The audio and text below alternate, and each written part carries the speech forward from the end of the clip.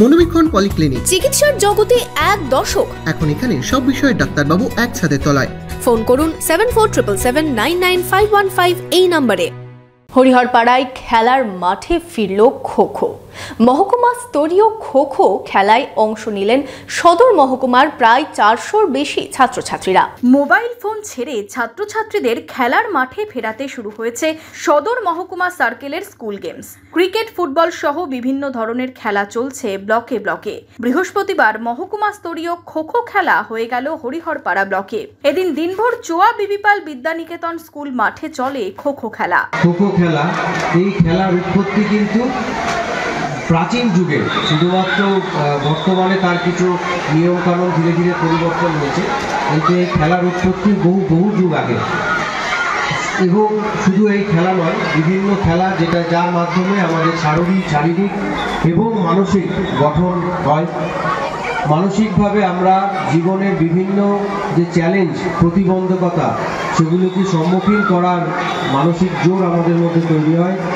শরীর এবং মনন দুটোরই সঠিক বিকাশ হয় এই খেলাধুলার মাধ্যমে।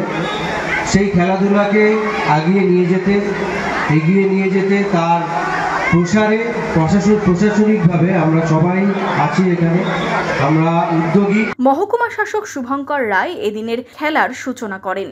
এদিন 5টি ব্লকের বিভিন্ন স্কুলের ছাত্রছাত্রীরা উৎসাহের সাথে অংশ নেন খো খো খেলায়। পড়াশোনার পাশাপাশি ছাত্রছাত্রীদের মানসিক ও শারীরিক বিকাশে খো খোর মতো প্রাচীন খেলাকে তুলে ধরতেই এই আয়োজন বলে জানালেন উদ্যোক্তারা। ভারতবর্ষে একটা অতি প্রাচীন খেলা, মহারাষ্ট্রে তার জন্ম হয়েছিল এই খো খো।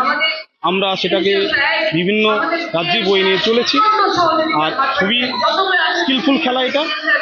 সেই জন্য আমরা ছেলে মেয়েদেরকে বিশেষ করে বিভিন্ন রকম খেলার মধ্যে, শুধু খো খো নয়, ফুটবল, বাঙালির তো আমরা প্রিয় ফুটবল, ক্রিকেট, কাবাডি, যোগাসন, ক্যারাটের মাধ্যমে খেলাধুলার মধ্যে ইনভলভমেন্ট রাখতে চাইছি। পড়াশোনার পাশাপাশি খেলাধুলা করুক, যাতে পড়াশোনার পাশাপাশি অন্যান্য, যেমন মোবাইলটা খুবই আমাদের আজকে, যদি এর ভালো দিক রয়েছে কিন্তু বেশিরভাগই আমরা খারাপ দিকে আমাদের ছাত্রছাত্রী ইউজ করছে। তাদেরকে ওখান থেকে বের করে আনার জন্য আমরা খেলার মধ্যে তোকে রেখে দিচ্ছি, খেলার মধ্যে বিভিন্ন রকম ব্যস্ত করে রাখা, এটা আমাদের প্রয়াস। এই খেলায় কৃতি খেলোয়াড়রা আগামী দিনে জেলা স্তরে খেলার সুযোগ পাবেন বলেই জানিয়েছেন ক্রীড়া সংস্থার সদস্যরা।